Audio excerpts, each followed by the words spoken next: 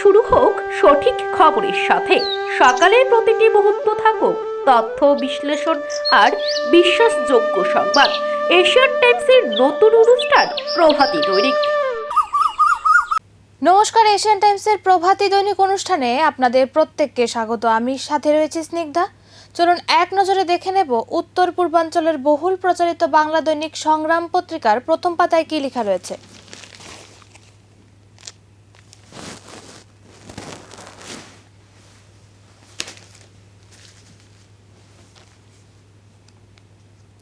কালো টাকার স্বর্গরাজ্য ও এক যুবতীর রহস্য মৃত্যু। শান্তিনিকেতন মেডিকেল কলেজের আড়ালে চলছে এ কেমন নরকচক্র। শিক্ষার পবিত্র অঙ্গন যখন রাতারাতি কোটি কোটি টাকার অবৈধ লেনদেন, কেলেঙ্কারি আর অপরাধের অভয়ারণ্যে পরিণত হয়, তখন সমাজের মেরুদণ্ড ভেঙে পড়তে বাধ্য। শহরতলি আগরতলার রানীর খামারের বুকে গড়ে ওঠা ত্রিপুরার শান্তিনিকেতন মেডিকেল কলেজ ও হাসপাতাল এখন তেমনই এক মারাত্মক অপরাধের কেন্দ্রবিন্দুতে পরিণত হয়েছে। অভিযোগ, এই কলেজটি নামে কেবল শান্তিনিকেতন, অথচ এর চার দেওয়ালের অভ্যন্তরে চলছে কালো টাকার খেলা, প্রভাবশালীদের পকেট ভরানোর মহোৎসব আর এক গভীর মাফিয়াতন্ত্র, যার নির্মম বলি হতে হলো মনীষা দাসের মতো এক সুশিক্ষিত তরুণীকে। উত্তর পূর্বের রাজ্যগুলি থেকে সরছে না আমসফা শাহ। উত্তর পূর্বের রাজ্যগুলি থেকে ধীরে ধীরে আমসফা প্রত্যাহার করা হবে আগেই জানিয়েছিলেন স্বরাষ্ট্রমন্ত্রী অমিত শাহ। বেশিরভাগ জায়গা থেকে প্রত্যাহার করে নেওয়া হলেও এখনও কিছু অংশ কার্যকর রয়েছে এই আইন।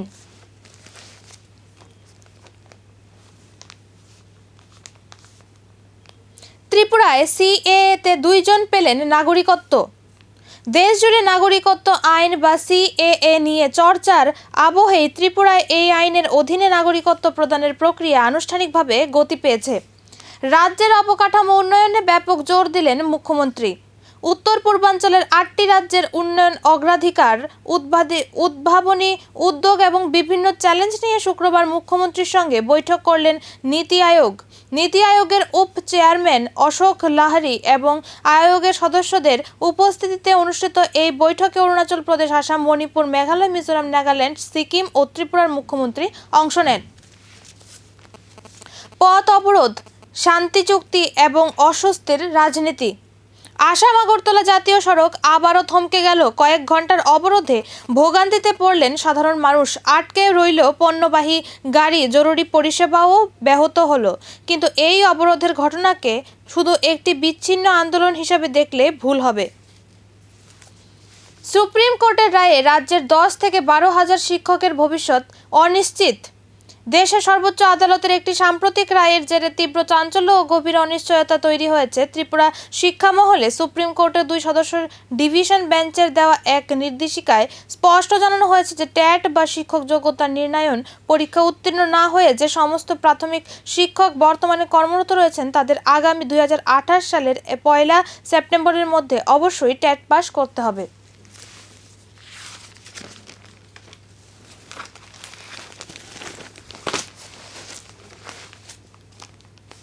চলুন এখন এক নজরে দেখে নেব দৈনিক সংবাদ পত্রিকার প্রথম পাতায় কি লেখা রয়েছে।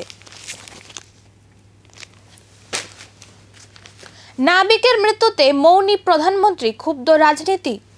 ওমান উপসাগরে তিনটি ভারতীয় জাহাজে মার্কিন হামলা ও 3 ভারতীয় নাবিকের মৃত্যুর ঘটনায় দেশের অভ্যন্তরে রাজনৈতিক ইস্যু বড় হচ্ছে। নির্বাচনে স্বচ্ছতা নিয়ে প্রশ্ন, ঐক্যবদ্ধ ইন্ডিয়া চান রাহুল। কংগ্রেস নেতা রাহুল গান্ধী বলেছেন, আগামী নির্বাচন আমাদের হাতে হচ্ছে, কিন্তু নির্বাচন স্বচ্ছ অবাধ হবে এটা ভাবার কোনো কারণ নেই, এটাই আমাদের সামনে বড় বাধা। ইরানে যুদ্ধ বন্ধ রবিবার, জোর প্রস্তুতি 2 পক্ষে। আগামী রবিবার ইরান যুদ্ধ সমাপ্তিতে একটি চুক্তি স্বাক্ষর হতে পারে জেনেভায়। আমেরিকা ও ইরানের মধ্যে এই চুক্তিতে লেবানন হামলারও উল্লেখ থাকবে, দাবি রেখেছে তেহরান।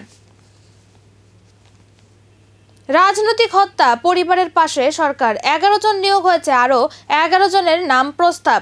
রতন, রাজনৈতিক সহিংসতায় নিহতদের পরিবারের যোগ্য সদস্যদের চাকরি দেওয়ার ক্ষেত্রে রাজ্য সরকার সম্পূর্ণভাবে প্রতিশ্রুতিবদ্ধ। শুক্রবার মহাকরণে এক সাংবাদিক সম্মেলনে এই কথা বলেন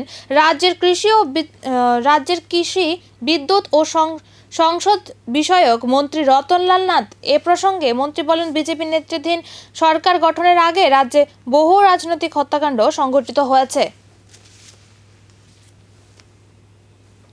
উস্কানি মন্তব্যের মমতার বিরুদ্ধে এফআইআর। ধর্ণা মঞ্চে উস্কানিমূলক মন্তব্যের অভিযোগে এবার মমতা বন্দ্যোপাধ্যায়ের বিরুদ্ধে থানায় এফআইআর দায়ের করা হলো। এভাবে বিধানসভা নির্বাচনের প্রচারে গিয়ে উস্কানিমূলক মন্তব্যের অভিযোগের তদন্তে এবার অভিষেক বন্দ্যোপাধ্যায়কে ফের তলব করল সিআইডি। রাজধানীতে বন্যা প্রতিরোধে হাওড়া নদীর বাঁধ সম্প্রসারণে জমি অধিগ্রহণের অনুমোদন। বন্যা প্রতিরোধে হাওড়া নদীর ডান তীরবর্তী বাঁধ সম্প্রসারণ করা হবে। এজন্য 2.894 একর জমি অধিগ্রহণের প্রস্তাবে অনুমোদন দিয়েছে রাজ্য সরকার।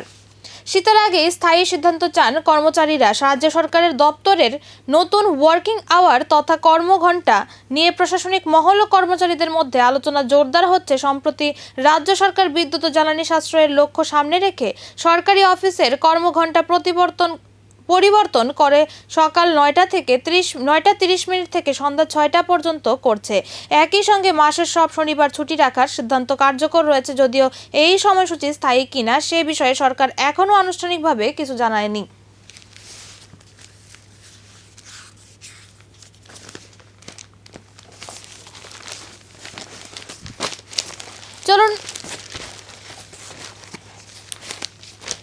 চলুন এখন এক নজরে দেখে নেব সন্দন পত্রিকার প্রথম পাতায় কি লেখা রয়েছে।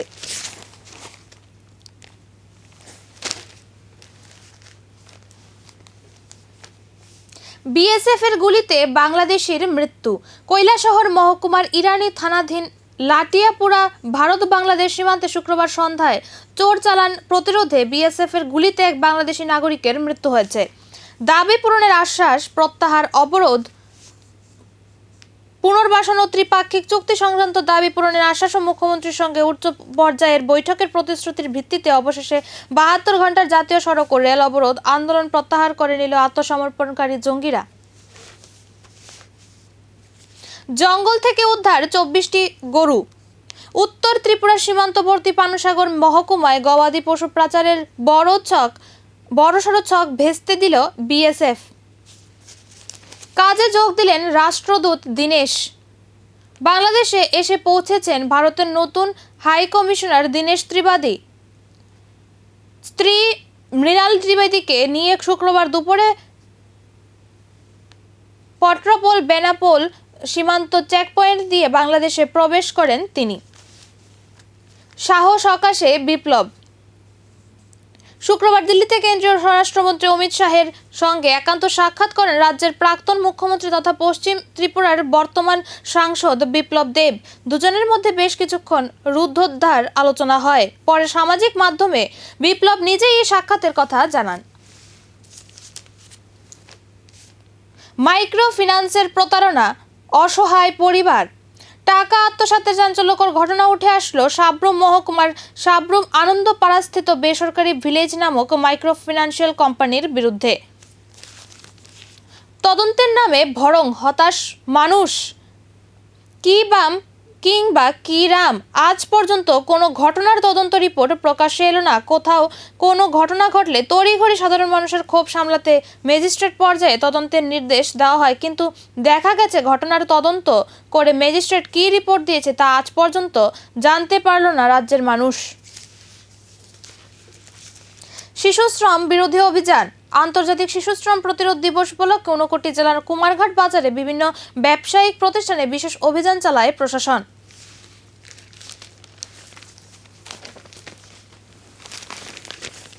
চলুন এখন এক নজরে দেখে নেব দৈনিক গণদূত পত্রিকার প্রথম পাতায় কি লেখা রয়েছে।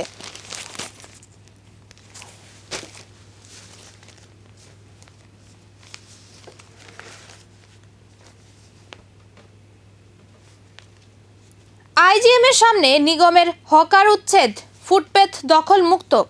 রাজধানী আগরতলার ফের অবৈধ দখলদারির বিরুদ্ধে কঠোর অবস্থান নিল আগরতলা পুর নিগম এএমসি। শহরের যানজট ও পথচারীদের চলাচলের সমস্যা দূর করতে শুক্রবার আইজিএম হাসপাতাল সংলগ্ন এলাকায় ব্যাপক উচ্ছেদ অভিযান চালানো হয়। রাজ্যের অভ্যন্তরীণ উৎপাদন বৃদ্ধি ৮,০০০ কোটি টাকার প্রকল্প বাস্তবায়িত, স্বাস্থ্য শিক্ষায় গুরুত্ব। গত এক বছরে ত্রিপুরার ৩০,০০০ কোটি টাকারও বেশি বিনিয়োগের প্রস্তাব এসেছে এবং ৮,০০০ কোটি টাকারও বেশি মূল্যের প্রকল্প ইতিমধ্যে বাস্তবায়িত হয়েছে বলে জানিয়েছে মুখ্যমন্ত্রী professor doctor Manik Saha. মেলাঘরে content creator গাড়ি থেকে গাঁজা উদ্ধার। মেলাঘরের কন্টেন্ট ক্রিয়েটর প্রসেনজিৎ সাহার গাড়ি থেকে গাঁজা উদ্ধারের ঘটনায় তীব্র চাঞ্চল্যের সৃষ্টি হয়েছে। রাজ্যপাল সকাশে ভয়েস অফ মিডিয়া। শুক্রবার বিকেল ৪টার ভয়েস অফ মিডিয়ার রাজ্য কমিটির এক প্রতিনিধি দল দেখা করেন রাজ্যপাল ইন্দ্রসেনা রেড্ডি নাল্লুর সাথে। অধরা উন্নয়ন, নিত্য ঝুঁকি নিয়ে সাকোতে যাতায়াত ধনচন্দ্রপাড়ার নাগরিকদের। ঋষিমুখ বিধানসভা কেন্দ্রের শিবপুর এডিসি ভিলেজ। শিবপুর ভিলেজের ধনচন্দ্রপাড়ার মাঝ দিয়ে বয়ে গেছে দুটি ছড়া। গ্রাম থেকে বাজার, হাট, স্কুল, হাসপাতালে যেতে হলে দুটি ছড়া পার হতে হয় এলাকাবাসীদের। পাড়ার প্রায় ৬০ পরিবারের মানুষ বসবাস করে। জনগণের যাতায়াতের একটিমাত্র রাস্তাটি ছড়ার উপর দিয়ে চলাচল করতে হয়। দীর্ঘ প্রায় বেশ কয়েক বছর পূর্বে ছড়ার উপর নির্মিত কাঠের ব্রিজ ভেঙে নিশ্চিহ্ন হয়ে যায়। বর্তমানে বৃষ্টি না থাকায় চলাচল করতে গিয়ে নানা সমস্যার সম্মুখীন হচ্ছে এলাকার ছাত্রছাত্রী সহ গ্রামের সাধারণ মানুষরা।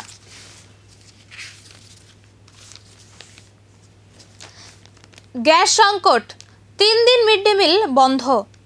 অমরপুর মহকুমার নতুন বাজার বালিকা উচ্চ মাধ্যমিক বিদ্যালয়ে গত 3 দিন ধরে মিড ডে মিল প্রকল্পের অধীনে রান্না করা খাবার বিতরণ বন্ধ থাকার অভিযোগ উঠছে। গ্যাসের অভাবের কথা উল্লেখ করে বিদ্যালয় কর্তৃপক্ষ শিক্ষার্থীদের রান্না করা খাবারের পরিবর্তে প্যাকেটজাত কেক বিতরণ করছে বলে অভিযোগ করছেন অভিভাবক ও শিক্ষার্থীদের একাংশ। চলুন এখন এক নজরে দেখে নেব প্রতিবাদী কলম পত্রিকার প্রথম পাতায় কি লেখা রয়েছে।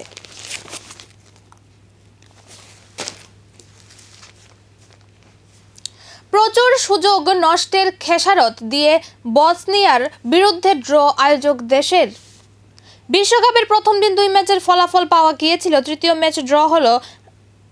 টরন্টো স্টেডিয়াম আয়োজক দেশ কানাডা 1-1 ড্র করল বসনিয়া ও হার্জেগোভিনার বিরুদ্ধে।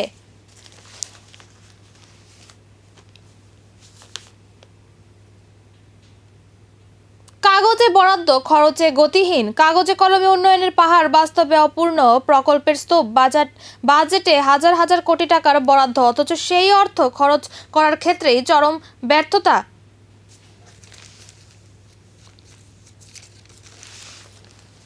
প্রশাসনিক দুর্নীতি প্রকাশ্যে ভূমিকা নিচ্ছে তথ্য দপ্তর। রাজ্য সরকার কি তথ্য দপ্তর বেসরকারীকরণের করতে চলেছে? দপ্তরের হাবভাবে সেই রকমই মনে হচ্ছে। পত্রিকায় প্রকাশিত কোনো সংবাদের স্পষ্টীকরণ পাঠানো তাদের স্বাভাবিক অভ্যাস হয়ে দাঁড়িয়েছে। কিন্তু সেই স্পষ্টীকরণে কি লেখা হচ্ছে, কোনো ভুল বা বিভ্রান্তির অবসান করা হচ্ছে, সেটি যেন তাদের কাছে বিষয় নয়। স্পষ্টীকরণ পাঠাতে হবে, এটাই বিষয়। এই স্পষ্টীকরণ পাঠিয়ে তারা কেবল তাদের অস্তিত্ব জাহির করছেন।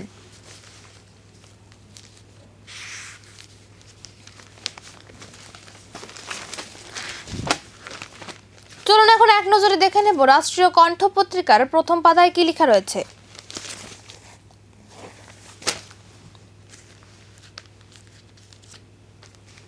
প্রশাসনের কর্তাবাবু যাত্রা করেননি, ছাত্রীদের সাইকেল দিচ্ছে না দপ্তর। রাজ্যের নবম শ্রেণীর ছাত্রীদের জন্য বরাদ্দ বাইসাইকেল বন্টন নিয়ে এক ভয়াবহ প্রশাসনিক অচলাবস্থা তৈরি হয়েছে। সামগ্রিক শিক্ষা অভিযানের আওতায় রাজ্য সরকারের পক্ষ থেকে প্রতিটি ছাত্রের জন্য সাইকেল দেওয়ার নিয়ম থাকলেও 2023 থেকে 24 এবং 24 থেকে 25 এই 2 শিক্ষাবর্ষের বাইসাইকেলগুলি আজও পড়ুয়াদের হাতে পৌঁছায়নি। ভাইকে বেঘর করার অভিযোগ ছোট বোনের বিরুদ্ধে। পৈতৃক সম্পত্তি হাতিয়ে নিতে এবার ভাইকে বেঘর করল ছোট বোন। এতদিন কেবল শোনা যেত পৈতৃক সম্পত্তির লোভে দাদা কিংবা ভাইয়ের হাতে আক্রান্ত বোনেরা, কিন্তু শুক্রবারের একটি ঘটনা সেই ধরনার ঘটনাকে সম্পূর্ণ পাল্টে দিয়েছে। তিপ্রাসাদের বোকা বানাচ্ছেন প্রদ্যোৎ ও মথা সরব জিতেন্দ্র। রাজ্যে বরগুনা সহ আরও কিছু জায়গায় জাতীয় সড়ক ও রেল অবরোধ, অন্যদিকে নানা রকম স্লোগান তুলে তিপ্রাসাদের সঙ্গে লাগাতার প্রতারণা, এই দুই ইস্যুতে এবার সরব হলেন রাজ্যের বিরোধী দলনেতা তথা সিপিএম এর রাজ্য সম্পাদক জিতেন্দ্র চৌধুরী।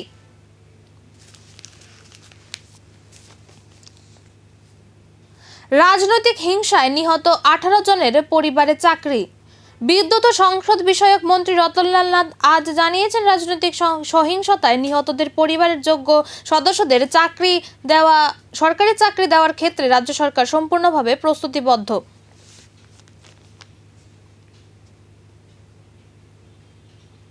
হাইকোর্টের রায়কে চ্যালেঞ্জ জানিয়ে সুপ্রিমের পথে পরিবার। তবে কি সুপ্রিম কোর্টে যেতে চলেছে রাজ্যের বুকের চাঞ্চল্যকর বোধিসত্ত্ব হত্যাকাণ্ড? আপাতত ঘটনার প্রাসঙ্গিকতা এবং উচ্চ আদালতের একটি নির্দেশের জন্য অপেক্ষা করছেন বোধিসত্ত্ব পরিবারের লোকজন।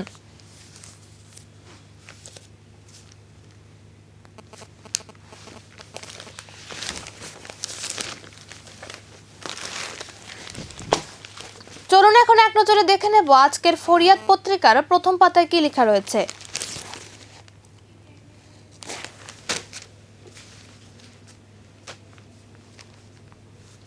ত্রিপুরার পরিকাঠামো ও বাণিজ্য বিস্তারে মহাপরিকল্পনার কথা শোনালেন ডক্টর মানিক সাহা। উত্তর পূর্বাঞ্চলের 8টি রাজ্যের সার্বিক উন্নয়ন, উদ্বোধনী উদ্যোগ ও পরিকাঠামোগত খোলনলচে বদলে ফেলতে শুক্রবার এক উচ্চ পর্যায়ের বৈঠকে মিলিত হলেন মুখ্যমন্ত্রীরা।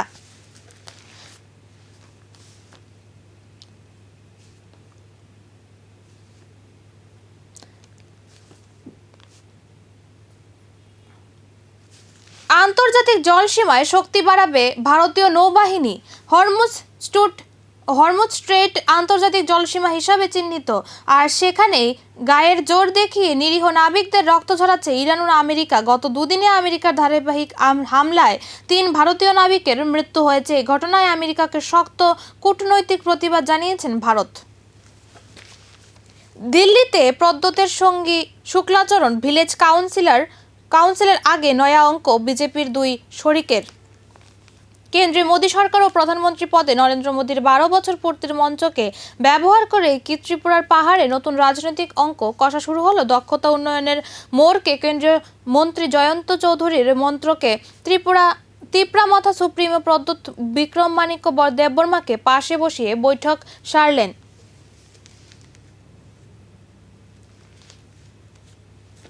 ভারতের তেল বাণিজ্যে মার্কিন দাদাগিরিকে সতর্ক করলেন বিদেশি মন্ত্রী।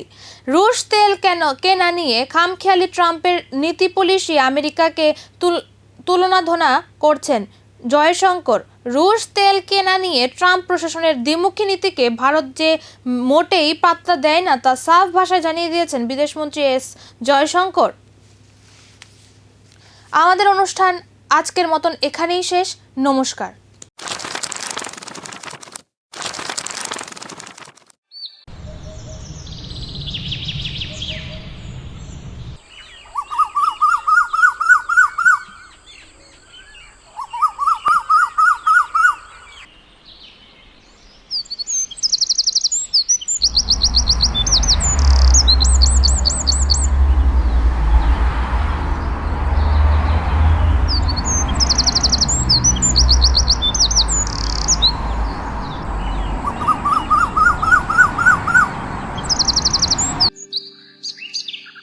নতুন দিনের শুরু হোক সঠিক খবরের সাথে। সকালের প্রতিটি মুহূর্ত থাকুক তথ্য বিশ্লেষণ আর বিশ্বাসযোগ্য সংবাদ। এশিয়ান টাইমসের নতুন অনুষ্ঠান প্রভাতী দৈনিক।